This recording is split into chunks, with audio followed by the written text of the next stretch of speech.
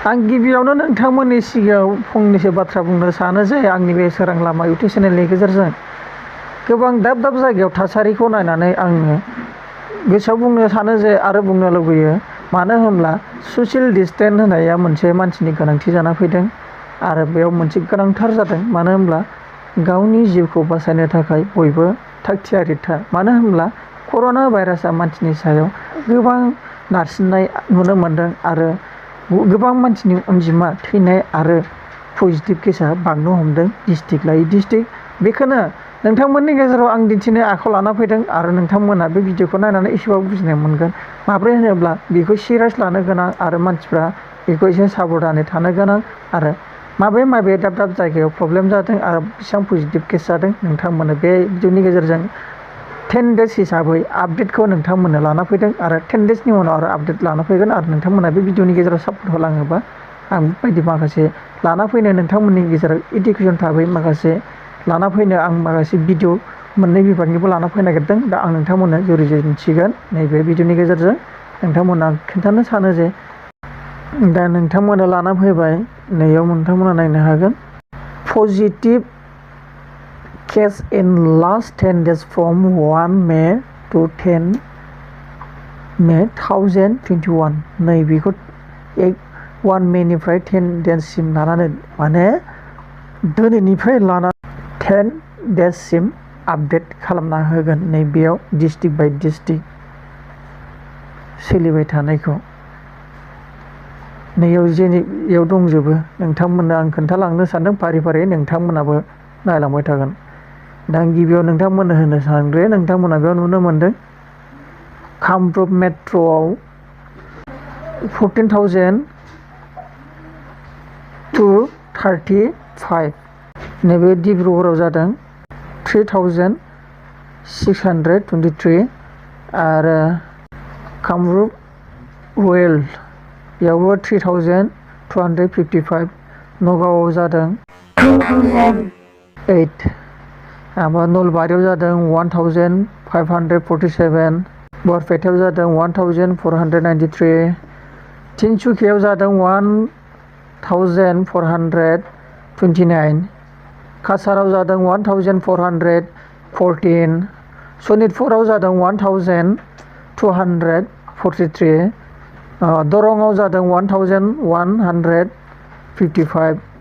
जरहाटआव जादों 1,122 मरिगावआव जादों 1,117 गलाघाटआव जादों 1,115 गवालपारायाव जादों 991 बङाइगावआव जादों 888 लखिमपुराव जादों 847 धुबुरीयाव जादों 793 करिमगंजआव 764 कार्बि आंलंआव जादों 761 शिबसागराव जादों 706 उदालगुरियाव जादों 575 क'क्राझाराव जादों 549 नोंथांमोना नुनो मोन्दों नैबेयाव हजायाव जादों 548 धेमाजियाव जादों 541 बिश्वनाथआव जादों 533 हाइलाकान्दियाव जादों 467 बाक्सायाव जादों 358 सराइदेवआव जादों 203 चिराङाव जादों 191 डिमा हासावआव जादों 171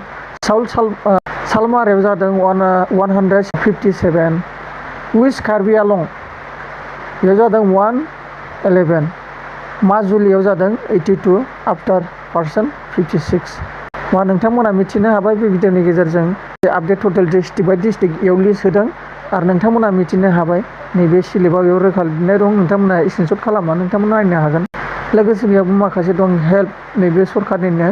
help and the family welfare department the government of Assam and national health mission Assam नैबे हेल्थ मिशन आसाम माबायो स्टिकार लग' नोंथांमोना मिथिखागौ नोंथांमोना बेखौ स्क्रिनशट खालामनानै नायबानो जाबाय नोंथांमोना मिथिनो हागोन। डिसार्ज किभिड पजिटिभ केस ओमफ्राय डेड बडि थैनायनियाव गासैबो दंजोबो नोंथांमोननो आं सर्टै खोन्थानो सानो नोंथांमोनाबो फरायनाय मानसिखा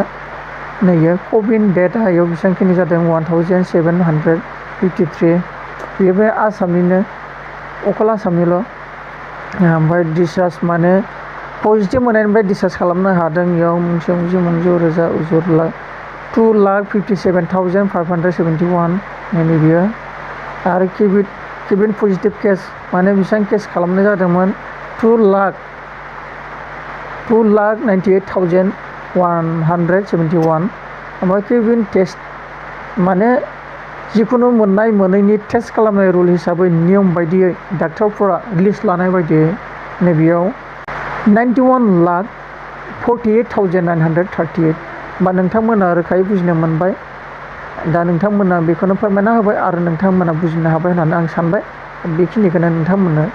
फोरमायना होबाय आरो नोंथांमोना भिडिअखौ मोजां मोनदोंबा शेयार आरो लाइक आरो साबस्क्राइब खालाम जायफोर गोदान फैदों आरो बेखौ बयबो डिस्ट्रिक्ट बाय डिस्ट्रिक्ट सुबुंफ्रा बे आपडेटखौ मिथिनानै गावखौनो सांग्रांथि थानो हायो आरो बयबो ससियेल डिस्टेन्सखौ मानिगोन आरो टाउन नोगोरफ्राव थाङोब्ला गावखौ एसे साबधान लाखिगोन आरो बेखौनो आं नोंथांमोननो फोरमायबाय बे भिडिअनि गेजेरजों बाय